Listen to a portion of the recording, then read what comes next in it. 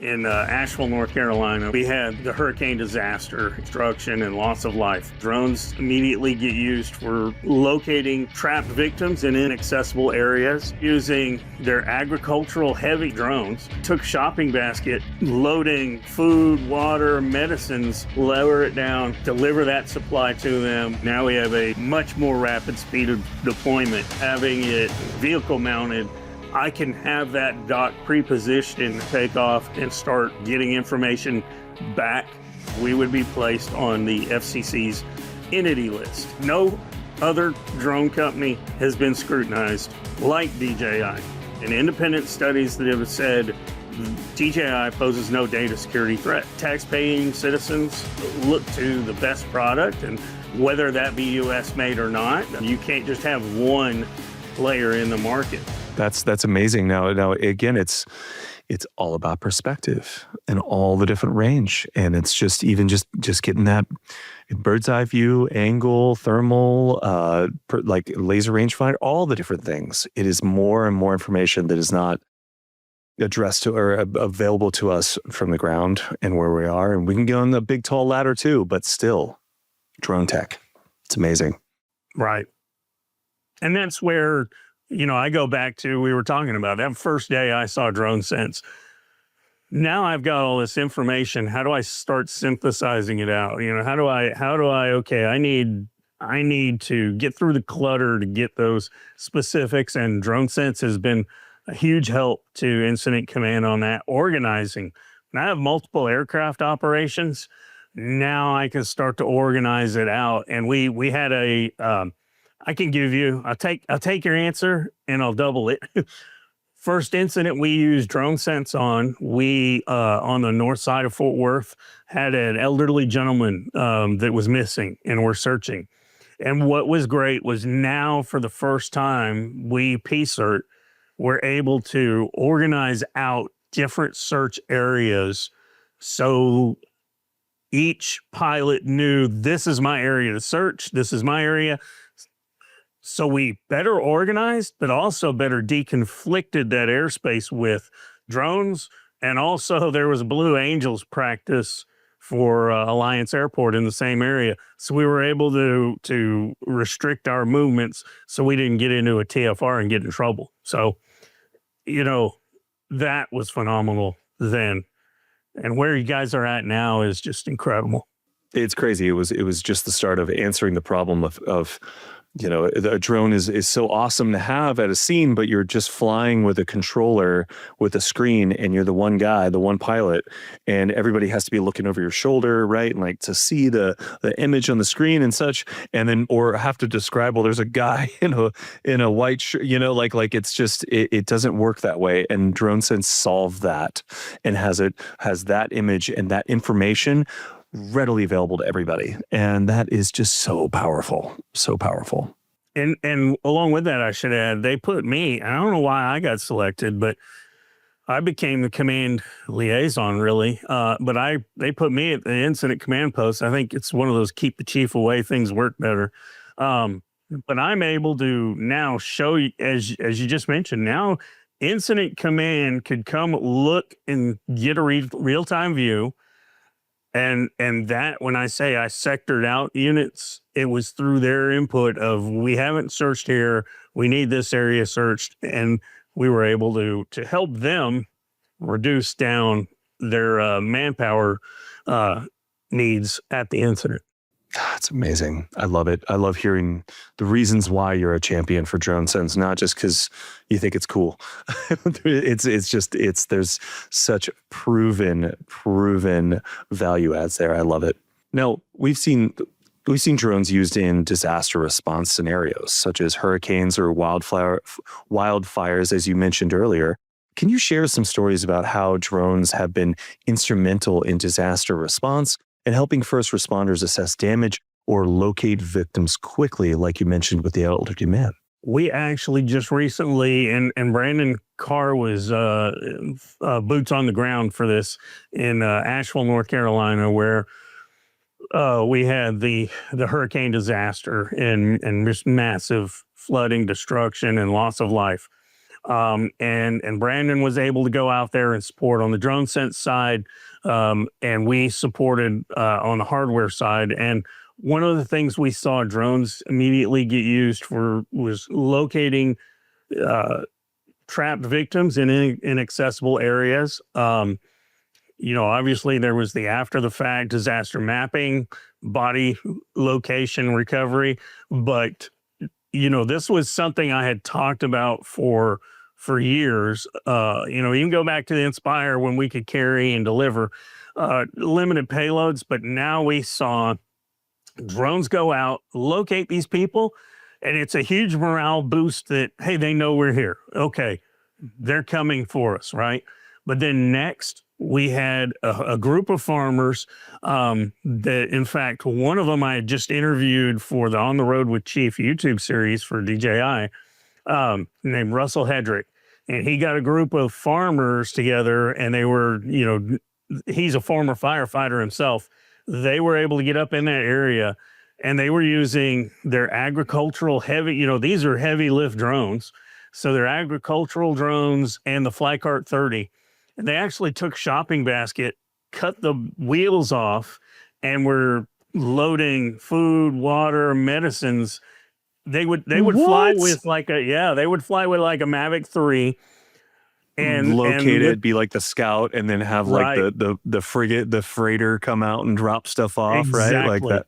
Yeah. Wow. And so now they would have people write down their medicines, put it under a rock. They would look at it with the Mavic. Okay, these are the medicines and dosage they need. Get it in the cart, food, water, whatever, bring it, lower it down, deliver that supply to them. And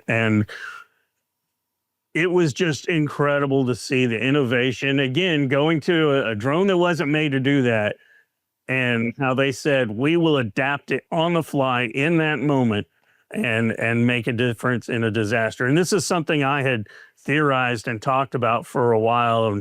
And sadly, we saw it was needed, but I'm so glad to see that the technology was there to make a difference finally. Right. Wow, that is an awesome story. I'm looking forward to watching this episode.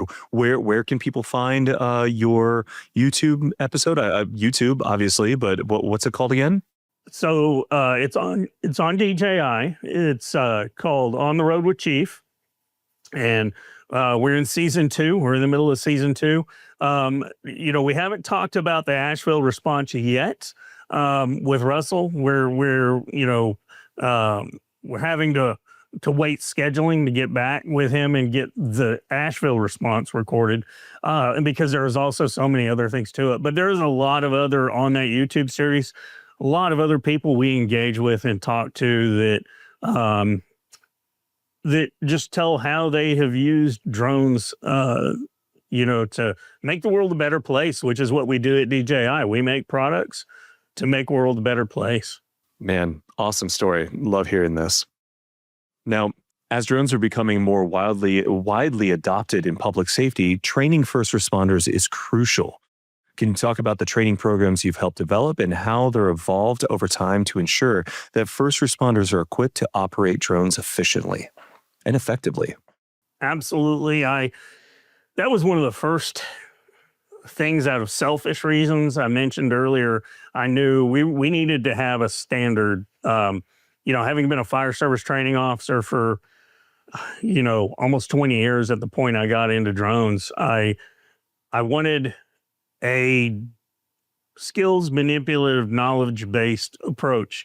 So we kind of created the knowledge base of how aviation works, how we generate lift, how weather affects all that. And then we developed the skills manipulative part. So I created this, again, selfishly just for my department to be able to train our pilots. From there, as I mentioned, we had agencies that are like seeing what we were doing and, hey, come teach our guys. Luckily, I had built out this, and we took these standards, and when several individuals like Greg Cutler at Mansfield Fire Department started more organizing us into a public safety UAS response team. We were able to make this now a regional training standard for that PCERT. And it kind of grew from there to where we handed those policies, those training curriculum out so much that a lot of agencies then took those built on them. Thankfully, built and improved on them, and then we integrated in NIST, and so it was phenomenally a part of that. I've been able to help with a lot of other different standards testing throughout, but I've got to give the Texas brag there for us in North Texas. So you have to love it. Now, what are some of the unique challenges in training first responders, especially those who may not have a technical background? It kind of goes back to what I just heard the other day, someone mentioned in Canada on a panel, and that is finding the right individual. And I don't mean the right individual with the right skills or knowledge. It's motivation. I can take anybody that may be nervous about flying a drone and crashing, which is usually what happens. We get somebody in and they're like, I just don't want to crash this. Don't worry. We're here. We're going to build you up to that level. And then honestly, with the way that the DJI drones are now, like, it's like, try and crash this. Yeah, right. Try. You're not going to. Yeah.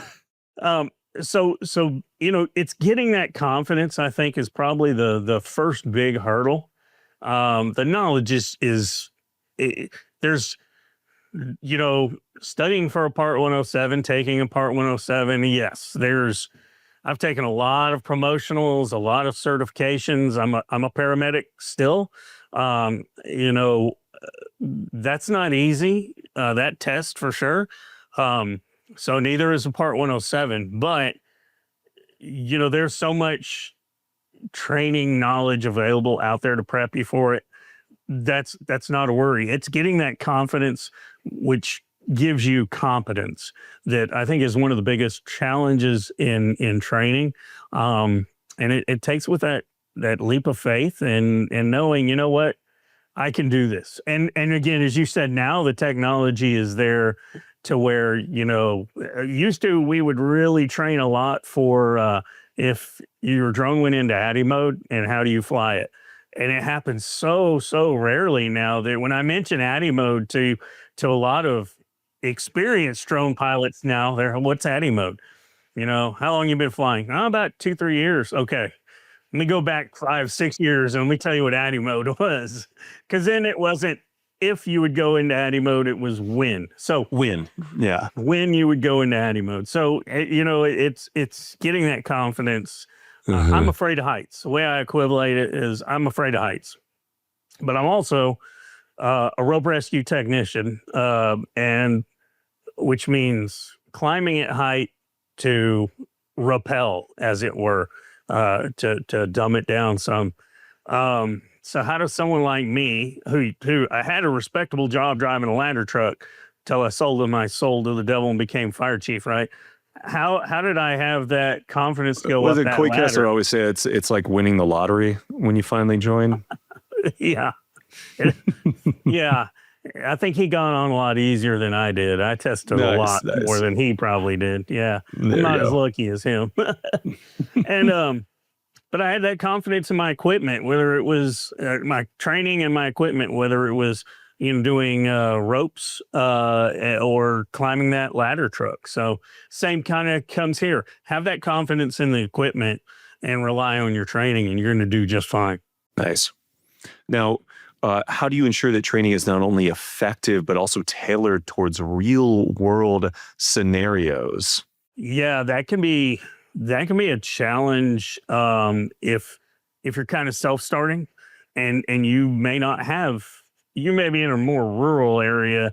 Dallas, Fort Worth, there's enough guys around here, you can go get with them, hang out at their training. But what if I'm out in a more rural area and this is where I hate to plug them again just because their egos are going to be get bigger, and Brandon Carr is one of them. But Law Enforcement Drone Association, great group of guys. They do a great job in training and bringing that real world experience from instructors that have been there and bringing them in. There's a lot of other great groups. Airborne Public Safety Association, drone responders that also bring a lot of training. And then there's a lot of various, groups out there beyond that. But one of the great things I see about these associations is they're bringing people in from around the world, really, sometimes to get that experience training in there.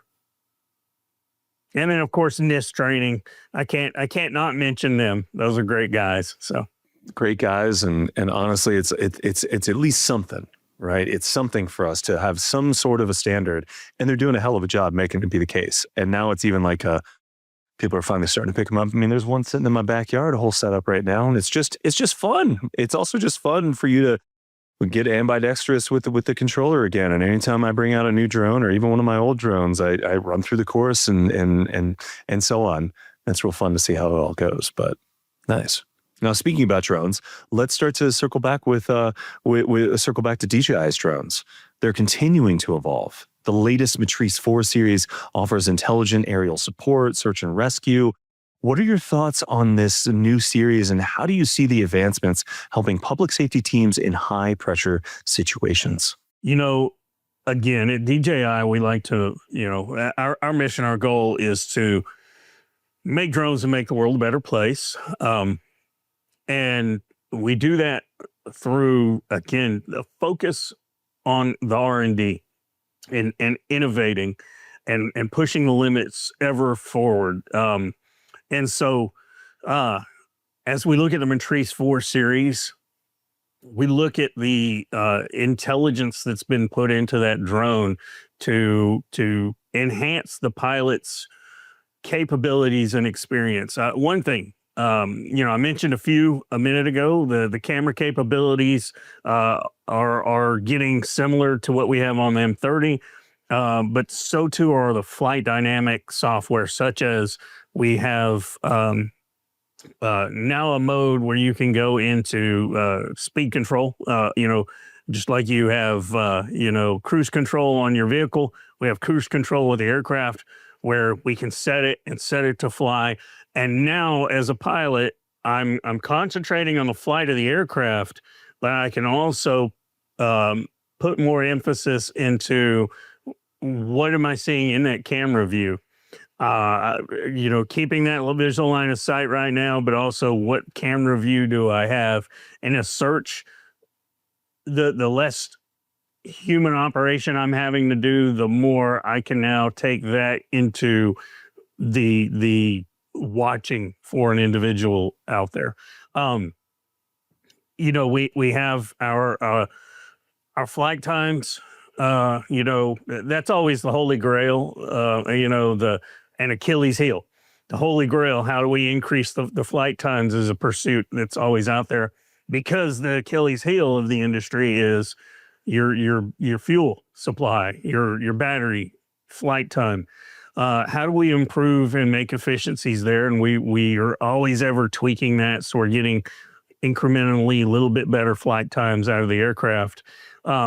Especially when we're talking to keep that flight time from the Matrice 3 and others, but add more power consumption with these cameras and these sensors and the laser rangefinder.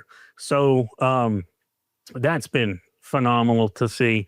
But again, also keeping it in that small form factor for our customers. So having those different camera capabilities, again, the zoom, the high megapixels for mapping, laser rangefinder, thermal imaging camera, and near IR capabilities.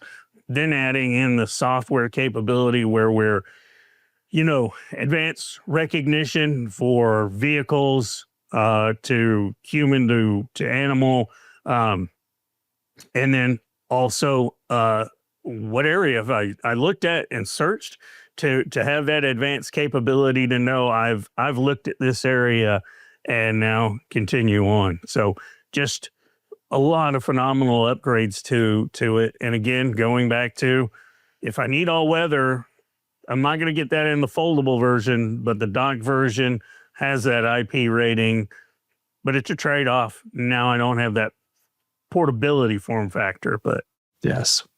But hey, like, it's so fun to find, to tailor, like to find what an agency needs and find the right hardware for them. And maybe the M30T is still the right piece. Maybe it's the Matrice 4. Maybe it's a series of Avadas and a couple Neos. Like, it's still fun to like tailor what fits best and so on. But man, goodness gracious, that Matrice 4 foldable package, all of it, it's just wild. And then now let's talk about docks. Let's talk about the Dock 3. Now this is like the evolution of the dock, and this is the true drone in the box solution that can be mounted on a vehicle. It can be on like strategically located places. How does this innovation change the game for public safety, particularly in areas with limited infrastructure or situations requiring rapid deployment? Yeah, it's, some of the great things, the dock has evolved really, really quickly to improve, to meet the needs. Again, one of them is now having with the Dock 3, that small platform, the M4 dock version. So smaller platform drone, but its speed of deployment now compared to 1 and 2 is there for public safety. Now we have a much more rapid speed of deployment. We have, as you mentioned, mobile capability. I mean, we're thinking dock fixed site, which is great, and there's a lot of uses for fixed site in DFR, but also now having it vehicle mounted is great for more rural areas or operations that are dynamic, like a mass gathering event that maybe it moves as that. Maybe it's a protest, and as it's dynamic and it's moving, you need to have that flexibility to move that operation. So many different needs there. But one thing that we've also seen is with, for a long time, DFR has been more city-based. And we've seen it more, a city be able to say, we're going to put 2 or 3 of these in our city, and we'll have citywide coverage. And so we can have a teleoperator that can operate from those sites. Fixed facilities, oil and gas, solar energy, we've seen them placed there. But now what I think we're going to start to see is, okay, I have a county sheriff's organization that's covering a huge area, and there may not be law enforcement in this small town community, but if I can have a dock solution there where it's going to take 20, 30 minutes for the first law enforcement officer to arrive in that area, and I can have that dock pre-positioned, and someone can take off and start, getting information back. That again goes back to what I talked about. I first conceptualized is, how long is it going to take me to get those backup units to me? Reduce that time. So Dock 3 is getting, that smaller factor, can go into different places a lot easier. Fixed site or mobile cost of operation has reduced down now. And then we also have, integrations. We've had them before, but I think it's getting a lot better for integrating in with DroneSense, for DroneSense DFR solution, and our ecosystem partners like that. Quick break to highlight whether you're flying, sharing, or managing your drone program, DroneSense has everything you need. It's hardware agnostic, so it works with a variety of drones, sensors, and other hardware, giving you ultimate flexibility. And with the ability to collaborate across agencies securely, DroneSense helps you scale from 1 drone to 100 plus, supporting you in everything from routine calls to disaster response. To learn more and get started, check out the link in the description. Now, the DJI Matrice 400 offers impressive flight times and can carry up to 7 payloads. Is that real? That's crazy. I know it's multi-sensors, day or night. I'm sure there's some in versions coming out. You've got spotlights, loudspeakers. How do you think this technology enhances operations, particularly in search and rescue missions or complex urban environments? I'd say just first blush, one of the greatest things that I've seen on it is the collision avoidance with now the built-in radar system, side scan radar system, the LiDAR collision avoidance. And now, we've always had our, time of flight sensors, optical sensors, but now having color to those is great too. That gives even more assurance to the pilot that I have a lot of safety features built in as I'm operating this, so I can relax a little more and concentrate on the mission at hand. Having the different sensor capabilities is at one point is great, as well as the onboard module that you can put on for computing, for helping with processing, where that be imagery or what have you, is going to be another great feature. I haven't gotten to fly one yet, but I did get to see one in Canada over the last 2 days and drool over it.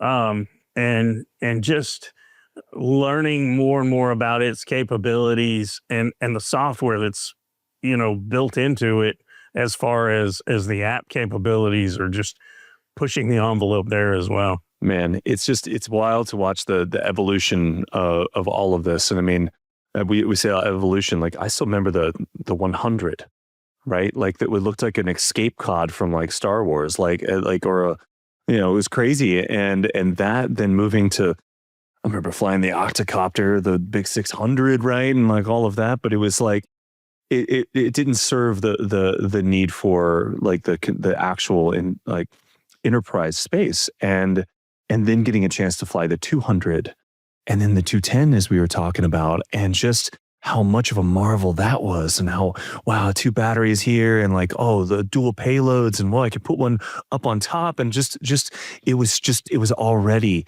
such an incredible leap of technology. And then the 300 came out, and then the 350, and now we're at the 400. Like I haven't had a chance to fly it.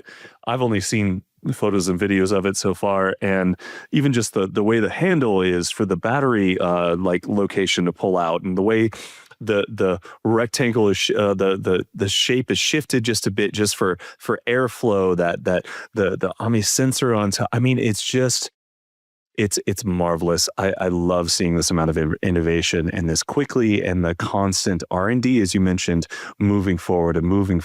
And yeah, just what an awesome time to be a part of this industry and watching things like this develop. Oh yeah, absolutely.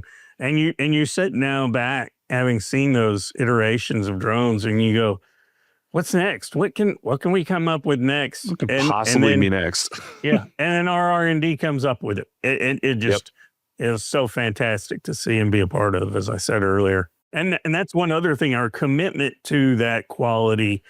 When we put out a product, there's always going to be things here and there that maybe some firmware needs to be adjusted, but we have our commitment to quality has become so imperative that, now you have that trust and reliance that when you take it out of its box, it's going to work for you, and it's going to work for you every time after that. Yes.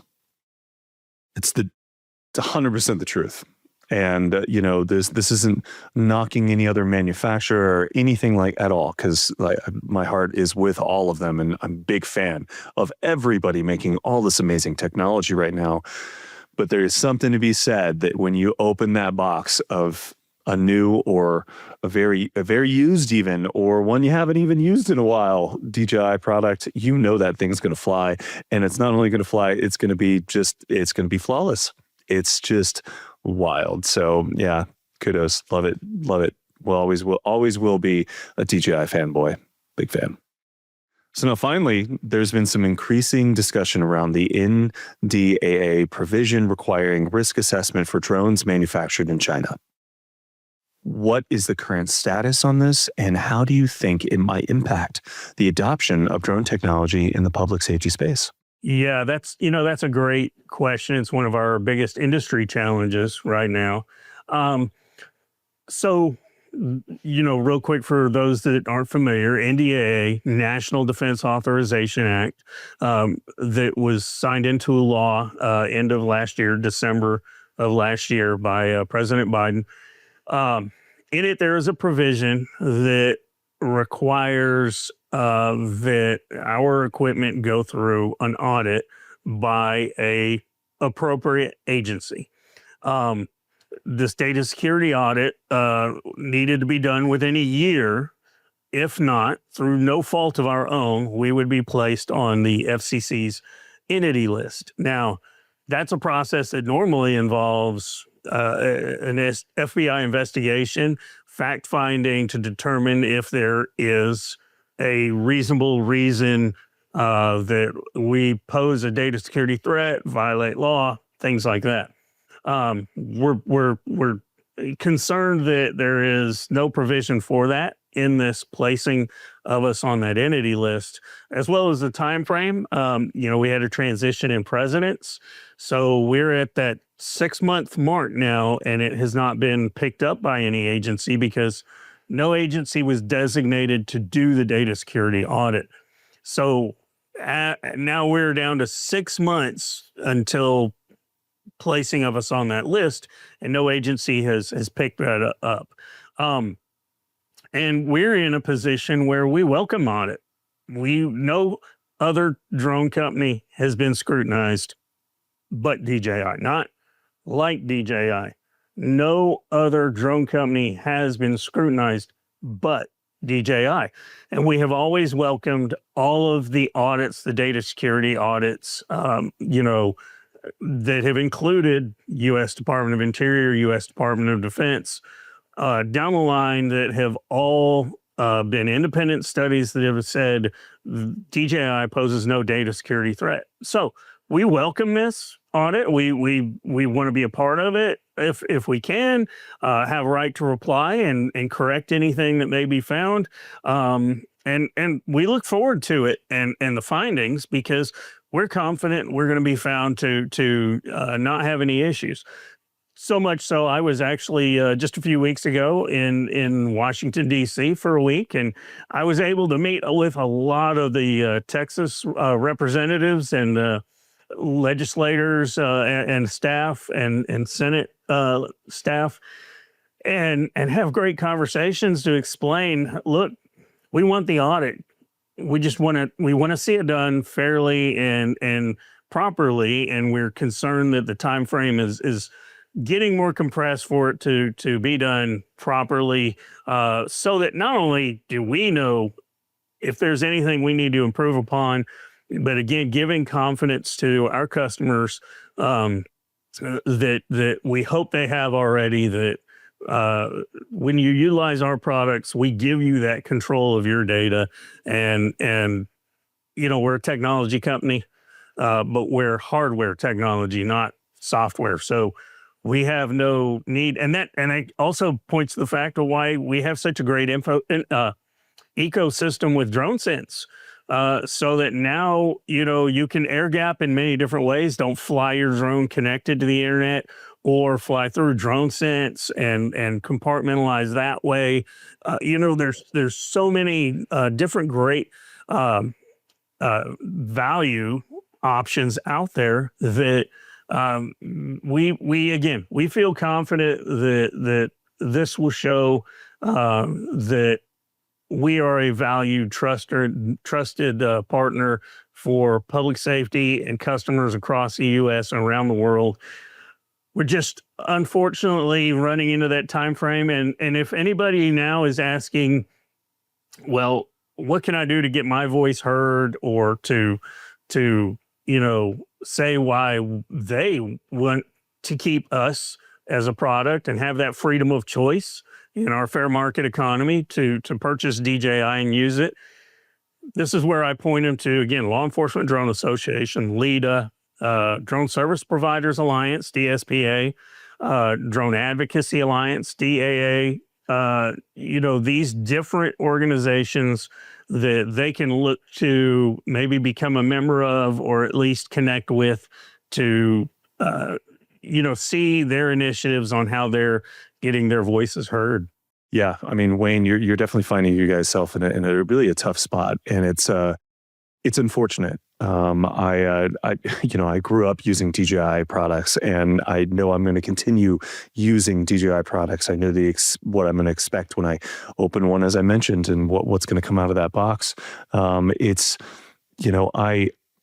The thing I'm also fighting for, and we had mentioned this already, like I support all of our drones that are coming out of America, France, Germany, everything, and I love seeing all this innovation and bringing American manufacturing up and making the competition great. So then there's this big new open area. It's really what we're fighting for, is providing the right tool for those in public safety to use and have that choice and have the freedom of choice to be able to pick up what is the best tool.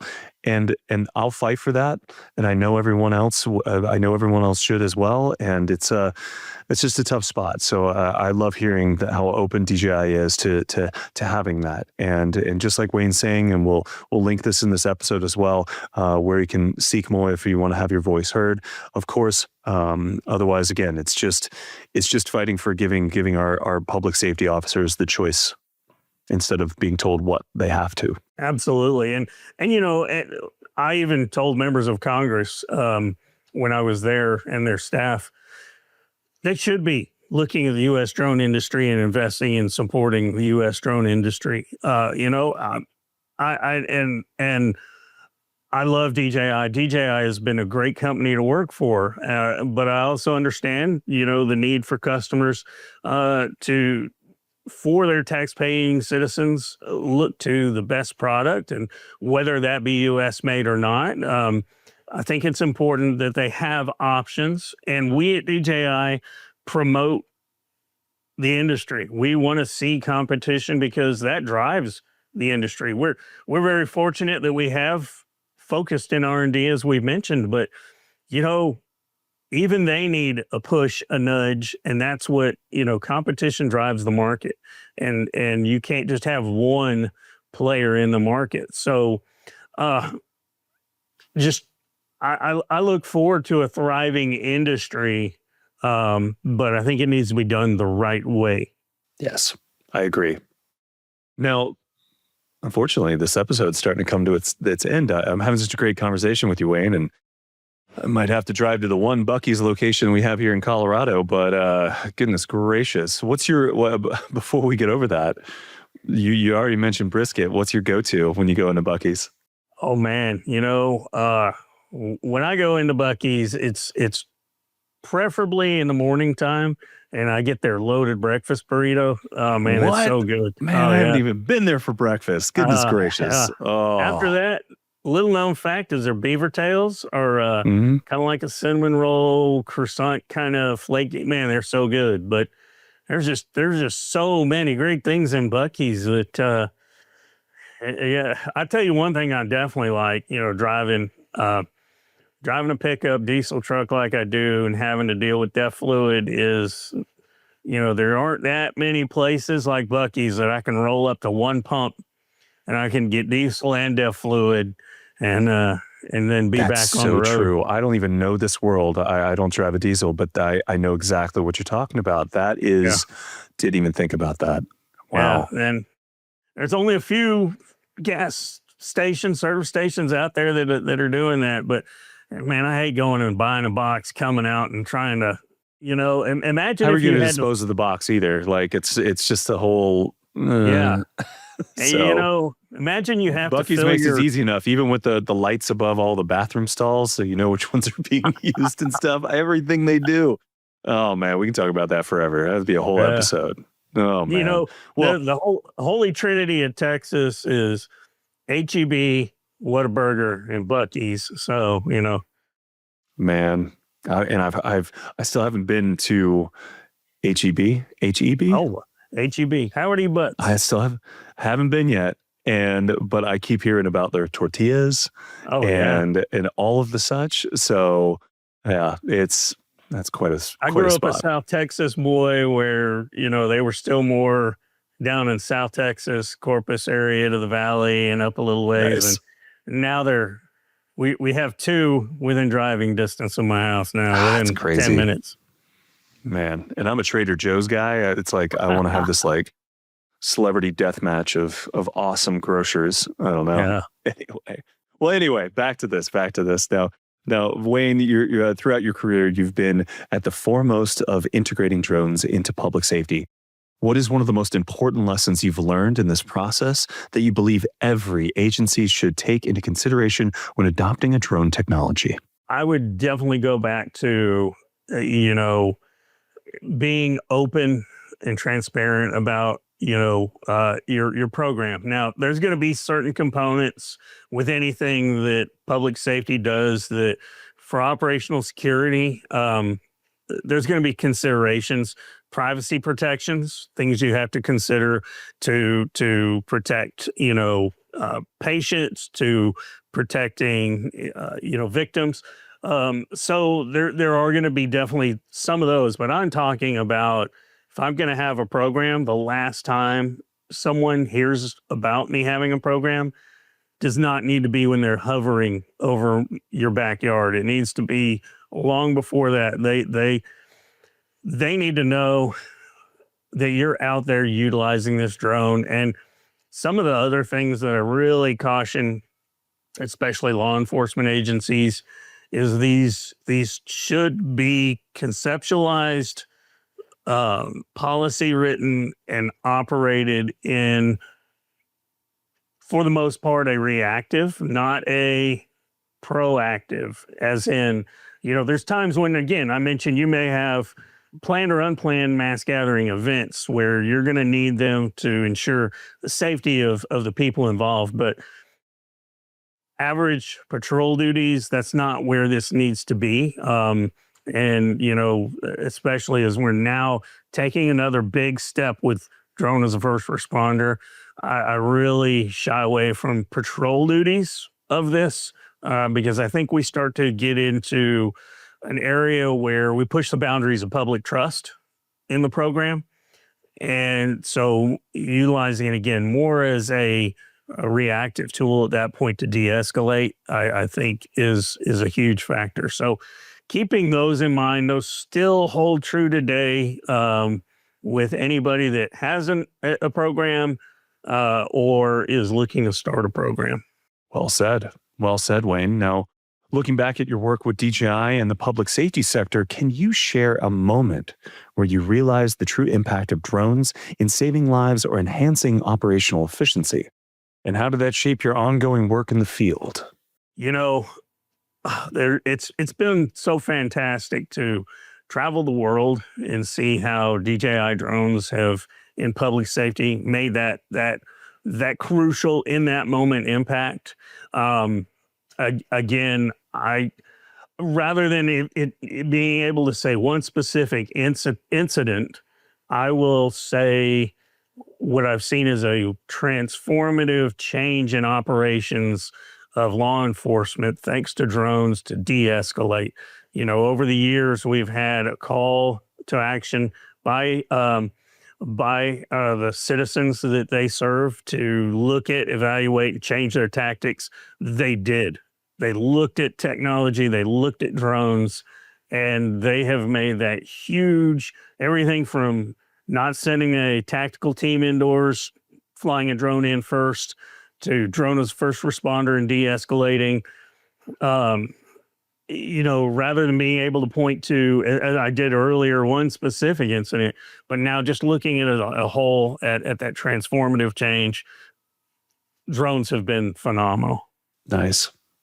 Well, Wayne, thank you so much for taking the time to visit with us today and share all your insights. And you're such a colorful person. I absolutely love this. So, and hey, thank you to everyone out there listening to DroneCast. We'll see you next time. Thank you so much for joining. Take care. Thanks, everyone. And that's a wrap for today's episode of DroneCast, rethinking public safety one drone at a time. I hope you found today's conversation insightful and thought-provoking. As always, we want to hear from you. What do you think of today's topics? Do you have any questions or suggestions for future episodes? Don't forget, you can reach out to us on LinkedIn at DroneCast, rethinking public safety one drone at a time, or head over to dronesense.com/dronecast to share your thoughts and get more content from the show. If you enjoyed this episode, please consider subscribing, rating, and sharing it with others who are passionate about the future of drones and public safety. Thanks for listening, and we'll catch you next time.